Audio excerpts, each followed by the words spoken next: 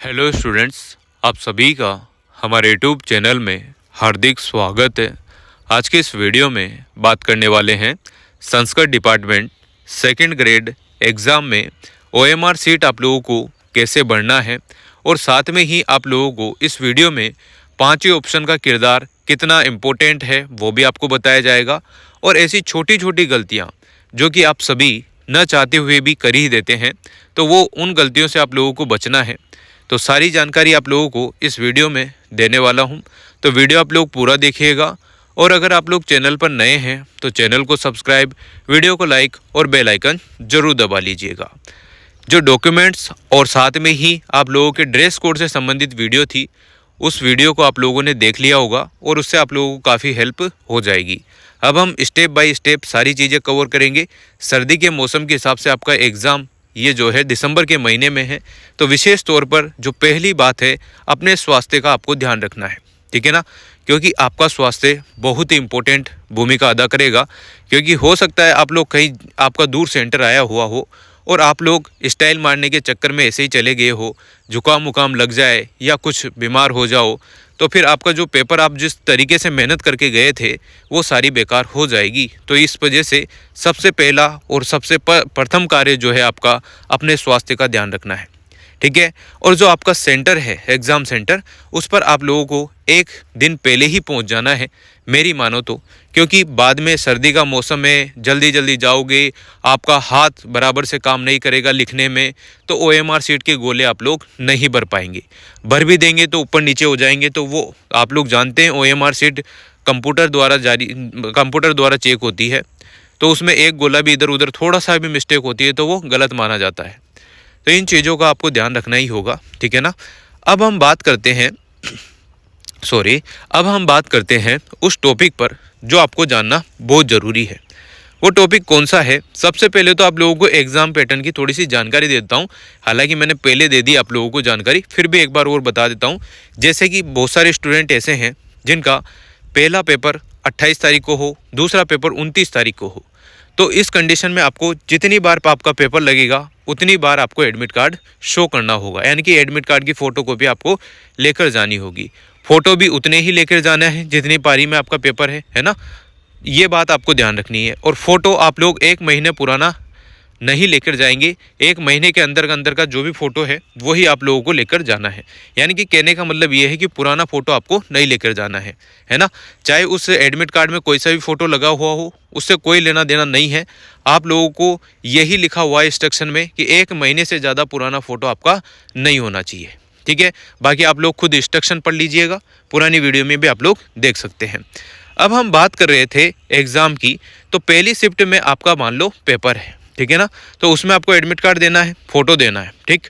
और जब भी आप लोग जिस भी शिफ्ट में जाते हैं तो आपको विशेष तौर पर यह ध्यान रखना है, ये वाली बात बिल्कुल ध्यान रखनी है आप लोगों को कि आप जब भी बैठें एग्ज़ाम हॉल में तो अपना पेपर अच्छे से चेक कर लीजिएगा।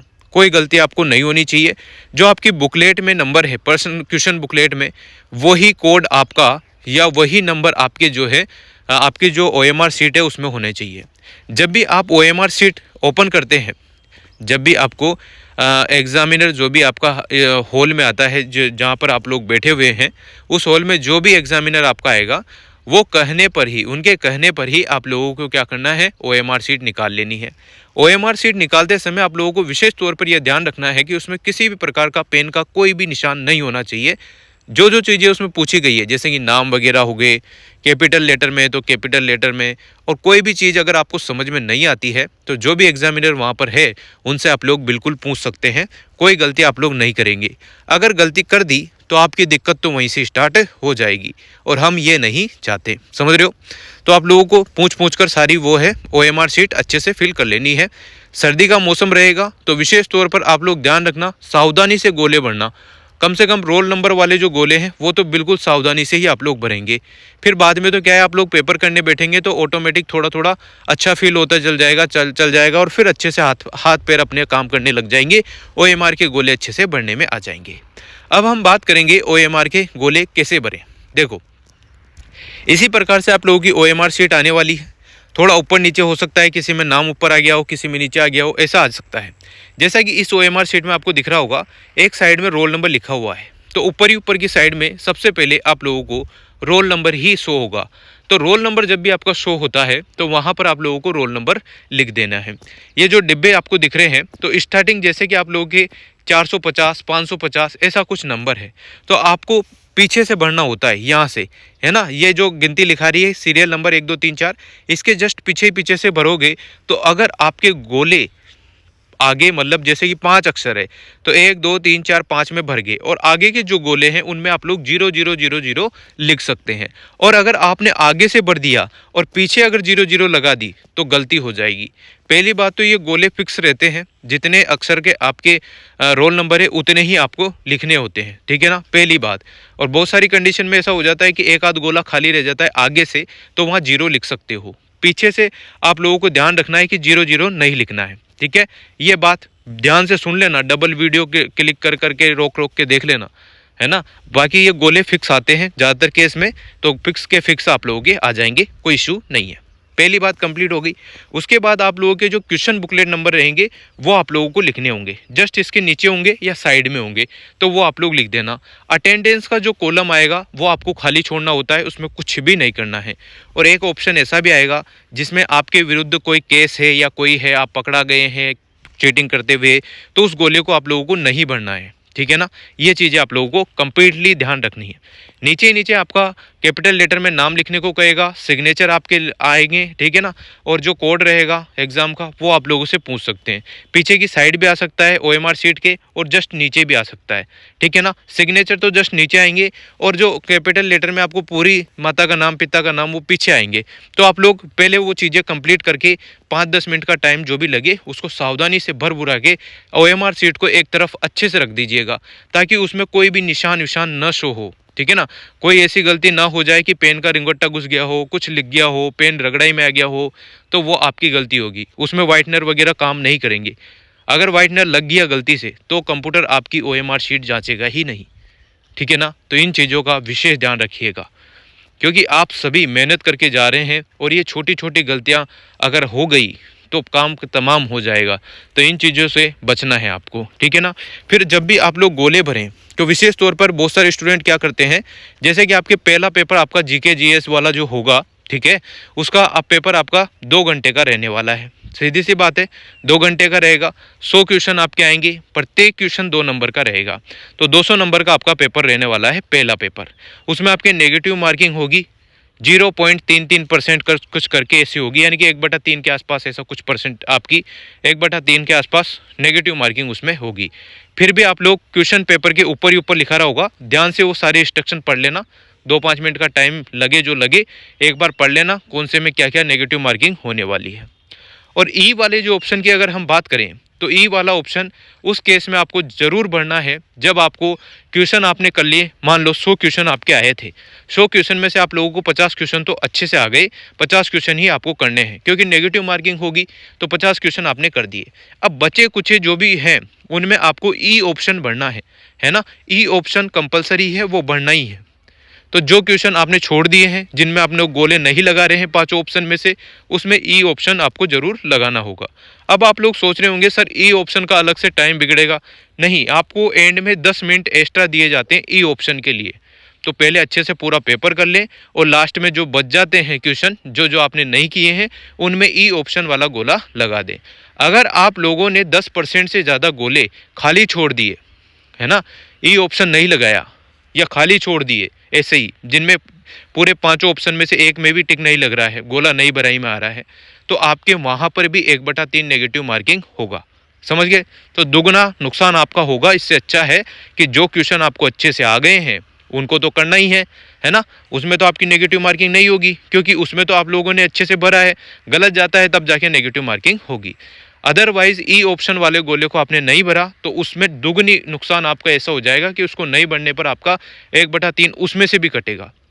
तो अच्छी बात है कि आप लोग सबसे पहले तो जो क्वेश्चन आपको आ रहे हैं वो अच्छे से कर लें, ABCD ऑप्शन में से ही भर लें, और फिर जो नहीं आते हैं उसमें लास्ट में जब एग्ज़ाम हो जाता है उसके 10 मिनट बाद आपको एग्ज़ाम के 10 मिनट दिए जाते हैं, एग्ज़ाम होने के 10 मिनट बाद आप लोग ई ऑप्शन के गोले टिक कर लीजिएगा।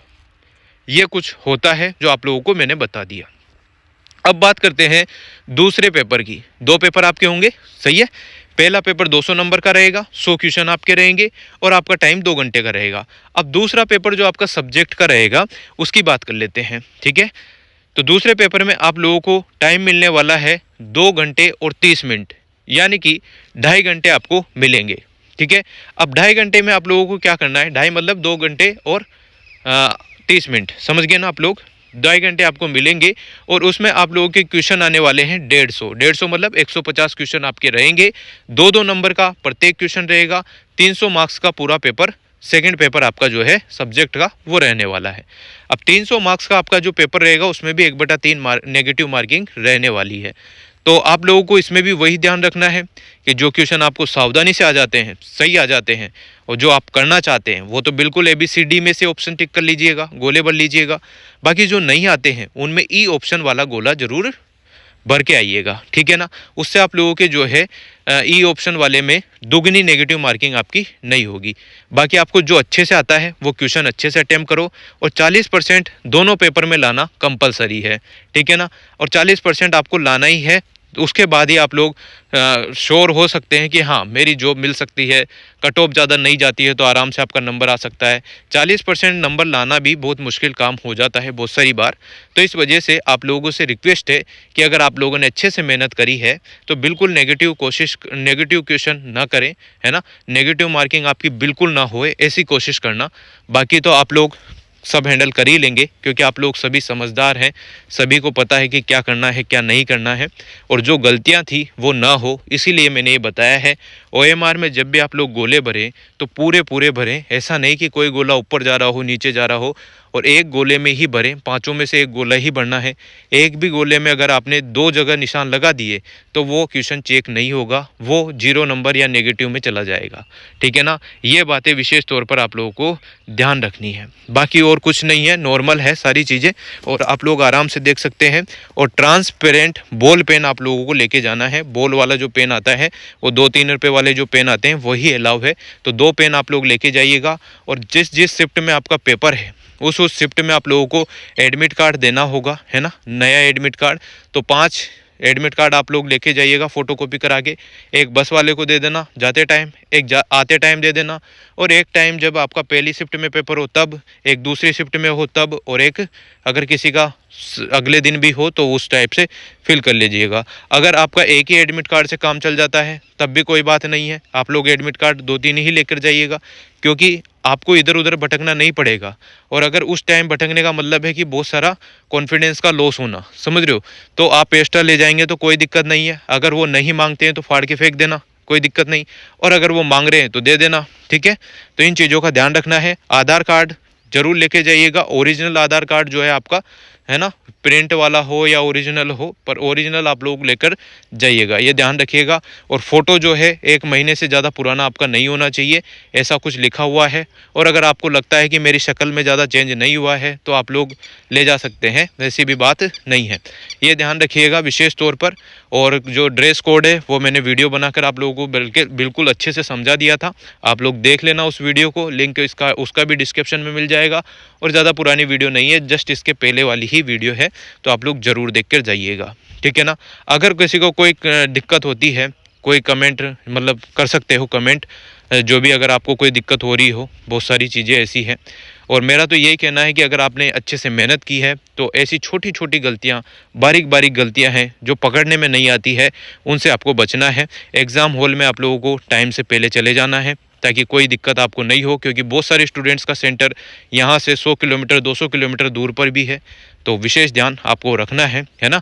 रहने के लिए आप लोग पहले से ही किसी होटल में, धर्मशाला में या किसी भी जगह आप लोग स्टे कर सकते हैं। आपके रिलेटिव रहते हो तो वहाँ स्टे कर सकते हैं। पहले जाएंगे तो ये दिक्कत नहीं रहती क्योंकि सुबह पहली पारी का पेपर जो है बहुत सुबह है, और आजकल आपको पता है कि सर्दी का मौसम है, 10 बजने पर भी आप लोगों को सूरज के दर्शन नहीं होते हैं। तो इस हिसाब से आइडिया लगा लेना सर्दी के मौसम के हिसाब से, ठीक है ना। फिर से कहूँगा कि अपने स्वास्थ्य को सारों पर ही रखें, स्वास्थ्य का ध्यान रखते हुए आप लोग टाइम से पहले एग्ज़ाम हॉल में या एग्ज़ाम सेंटर में पहुंच जाइएगा, क्योंकि 1 घंटे पहले आप लोगों का जो एग्ज़ाम टाइम है, जैसे 9:30 है, 8:30 है, तो उससे 1 घंटे पहले आप लोगों के गेट क्लोज़ हो जाएंगे, फिर एंट्री नहीं मिलेगी। फिर अखबार में आप लोग रोते हुए, हंसते हुए कैसे भी आएँ कि 1 मिनट लेट हो गया, 2 मिनट लेट हो गया, वो आपकी खुद की गलती रहेगी, है ना। तो ये बात ध्यान रखिएगा। Thank you so much. Video अगर अच्छी लगी हो तो like, comment, share and subscribe.